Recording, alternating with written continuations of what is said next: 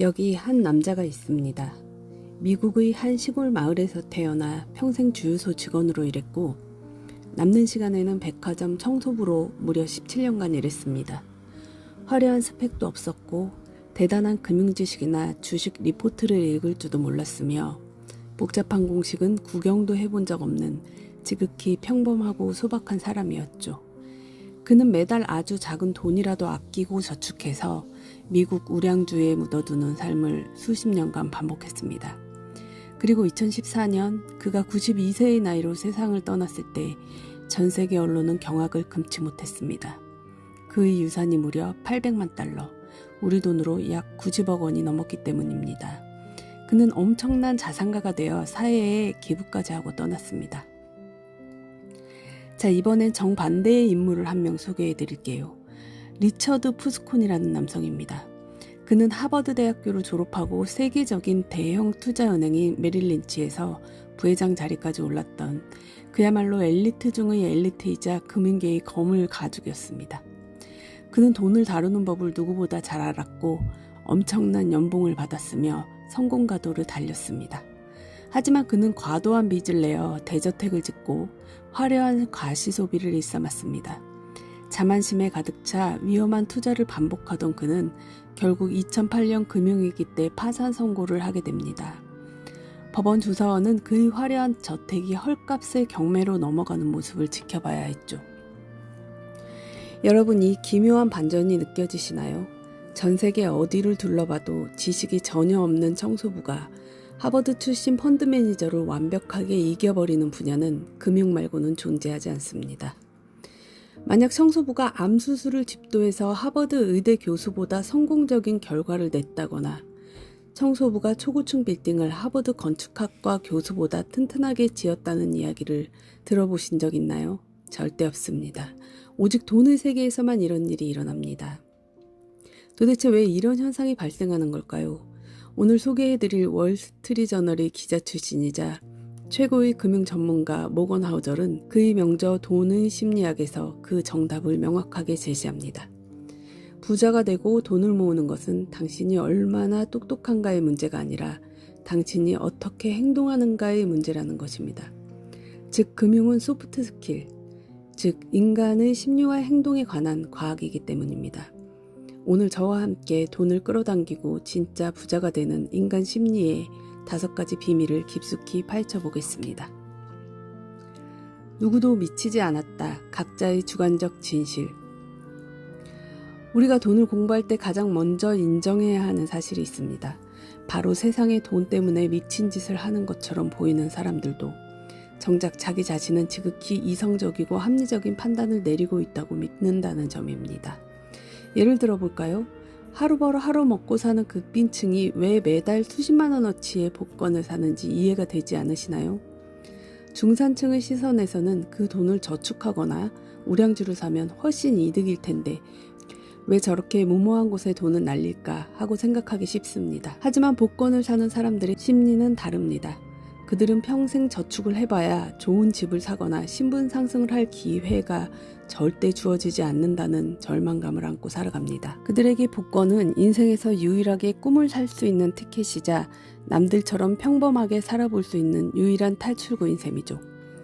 그들의 맥락에서는 복권을 사는 행위가 나름대로 합리적인 선택입니다. 우리는 흔히 투자나 재테크가 교과서에 나오는 수학 공식처럼 딱딱 들어맞는다고 착각합니다. 하지만 현실의 인간은 엑셀 수식대로 움직이지 않습니다. 인간은 저마다 태어난 시대가 다르고 부모님의 경제적 상황이 다르며 처음 사회에 나와 마주했던 시장의 상황이 완전히 다릅니다. 1970년대 극심한 인플레이션을 겪으며 청년기를 보낸 사람과 1990년대 역사상 전무후무한 주식 호황기를 경험하며 자란 사람이 돈을 대하는 태도는 뿌리부터 다를 수밖에 없습니다.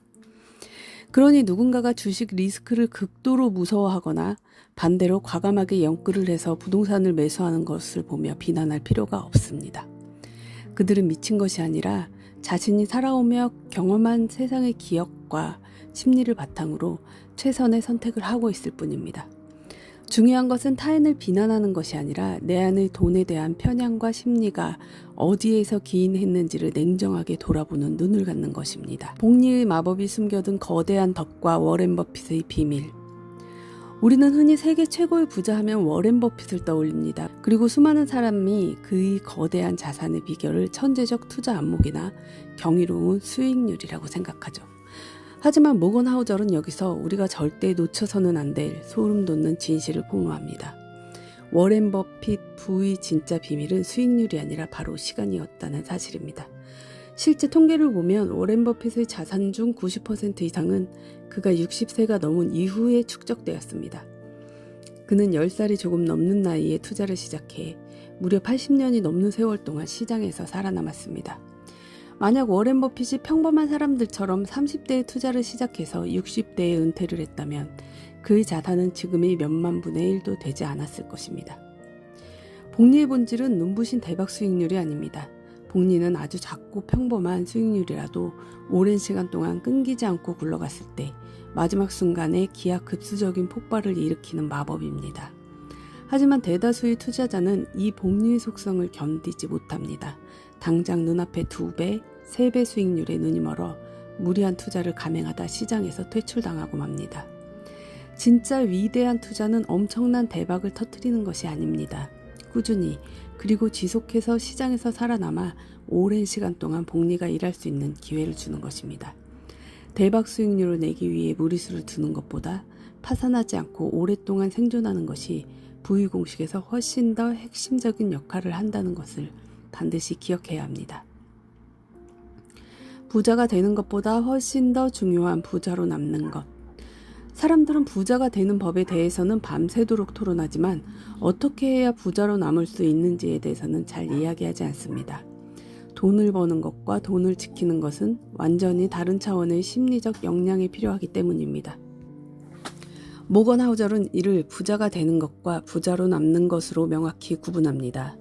돈을 벌기 위해서는 위험을 감수해야 하고 낙천적인 태도를 가져야 하며 과감하게 앞으로 나아가야 합니다. 반면 돈을 지키기 위해서는 리스크를 극도로 경계해야 하고 겸손해야 하며 내가 가진 부가 언제든 사라질 수 있다는 일종의 건강한 편집증과 두려움을 가져야 합니다. 우리가 흔히 보는 연예인이나 운동선수들이 수백억 원의 계약금을 받고도 몇 년 만에 파산 신청을 하는 이유가 바로 여기에 있습니다. 그들은 부자가 되는 기술은 뛰어나지만 부자로 남는 심리적 근육이 전혀 없었던 거죠. 자산이 늘어날수록 겸손해져야 하는데 오히려 자만심에 빠져 내가 시장을 이겼다, 나는 절대 실패하지 않는다 라는 오만에 빠지는 순간 시장은 가혹하게 그의 부를 빼앗아 가버립니다. 부자로 남기 위해 우리가 가장 필요한 마인드셋은 바로 생존입니다. 어떤 위기가 와도 내 자산이 제로가 되지 않도록 안전마진을 확보하는 것. 최악의 시나리오가 펼쳐져도 다시 일어설 수 있는 현금 흐름을 남겨두는 것. 이것이야말로 진짜 부자들이 밤잠을 설치지 않고 자산을 불려나가는 핵심 비결입니다. 과시소비의 비극과 진짜 부의 실체. 우리는 길거리에서 수억 원짜리 스포츠카를 타고 지나가는 사람을 보면 이런 생각을 합니다. 와, 부럽다. 저 차를 타면 얼마나 행복할까. 남들이 나를 우러러보겠지? 하지만 정작 사람들은 차 안에 타고 있는 운전자가 누구인지에는 손톱만큼도 관심이 없습니다. 페라리나 포르쉐라는 멋진 물건만 바라보며 자신이 그 차를 타고 사람들의 주목을 받는 상상을 할 뿐이죠. 이것이 바로 과시소비가 가진 치명적인 비극입니다. 우리는 남들에게 인정받고 존경받고 싶어서 비싼 옷을 사고 명품 가방을 들고 좋은 차를 타며 부를 과시하려고 했습니다. 하지만 냉정하게도 타인은 당신의 물건에 감탄할 뿐 당신이라는 인간을 존경하지 않습니다. 오히려 과도한 과시소비로 인해 진짜 부를 읽을 수 있는 소중한 종잣돈과 시간의 자유를 허공에 날려버리게 될 뿐이죠. 여기서 책의 가장 눈부신 인사이트가 등장합니다. 모건 하우절은 진짜 부는 눈에 보이지 않는 것이라고 단언합니다. 눈에 보이는 화려한 집과 명품은 이미 소비해버린 돈, 즉 내 계좌에서 사라진 부의 흔적일 뿐입니다. 진짜 부는 구매하지 않은 좋은 차, 사지 않은 명품 시계, 과시하지 않고 통장과 주식계좌에 고스란히 남아 미래의 나를 위해 일하고 있는 자산 그 자체입니다. 화려한 소비와 눈에 보이지 않는 진짜 부를 철저하게 구분할 줄 알아야 합니다. 소비를 줄이고 저축을 늘리는 것은 내 삶의 주도권을 쥐는 가장 확실한 방법입니다. 남들의 시선에 나를 맞추기 위해 돈을 쓰지 마세요. 내 계좌에 보이지 않게 쌓여가는 그 숫자, 미래의 당신에게 그 어떤 명품과도 비교할 수 없는 거대한 자유를 선물할 것입니다. 돈이 주는 최고의 배당금, 시간의 자유. 많은 사람이 돈을 많이 벌고 싶어하는 진짜 이유는 무엇일까요? 더 좋은 음식을 먹고 더 좋은 집에 살기 위해서일까요? 물론 그것도 이유가 될 수 있겠지만 돈이 인간에게 줄 수 있는 최고의 가치는 바로 시간에 대한 통제권입니다. 내가 원할 때 내가 원하는 사람과 내가 원하는 곳에서 내가 원하는 만큼 일을 할 수 있는 능력, 이것이야말로 돈이 우리에게 주는 가장 큰 배당금이자 부의 종착지입니다. 아무리 연봉이 수억 원에 달한다 하더라도 매일 아침 출근하기 싫은 직장으로 억지로 발걸음을 옮겨야 하고 까다롭고 예민한 상사의 비율을 맞추느라 정작 내 소중한 가족들과 보낼 시간이 전혀 없다면 그것을 과연 성공한 삶이라고 부를 수 있을까요? 그것은 단지 돈을 많이 버는 노예의 삶일 뿐일 수도 있습니다. 진짜 부자가 된다는 것은 내 삶의 주권을 완벽하게 내가 찾아오는 것을 의미합니다. 갑작스러운 질병이나 해고가 찾아와도 몇 달 동안 아무 걱정 없이 다음 커리어를 준비할 수 있는 여유. 내 아이가 자라나는 소중한 순간을 곁에서 온전히 지켜봐 줄 수 있는 시간. 남의 눈치를 보지 않고 내 소신껏 의견을 말할 수 있는 당당함. 이 모든 자유는 오직 내가 저축하고 모아둔 보이지 않는 부에서 흘러나옵니다. 돈을 무기로 삼아 시간의 자유를 사세요. 그것이야말로 세상에서 가장 가치 있는 부의 소비입니다. 오늘 저와 함께 나눈 돈의 심리학 이야기 어떻게 들으셨나요? 마음에 따뜻한 울림과 날카로운 깨달음이 조금 생기셨나요? 요즘 주변을 둘러보면 누가 주식으로 대박났더라, 비트코인으로 몇십억을 벌어서 퇴사했다더라 라는 소식이 쏟아져 나옵니다. 그런 이야기를 들을 때마다 마음이 조급해지고 나만 뒤처지는 것 같아 아무 투자 상품이나 덜컥 매수하고 싶어지곤 하죠. 하지만 기억하세요. 자산가가 되는 비결은 복잡한 투자 기법이나 천재적인 두뇌에 있지 않습니다.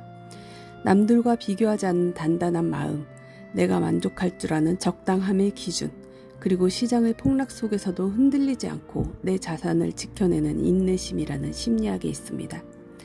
수익률을 몇 % 더 올리려고 밤새 모니터를 쳐다보는 대신 오늘부터 내 안의 탐욕과 두려움을 통제하는 연습을 시작해보는 건 어떨까요? 여러분의 통장에 차가운 공식 대신 따뜻한 심리학을 가득 채우시기 바랍니다.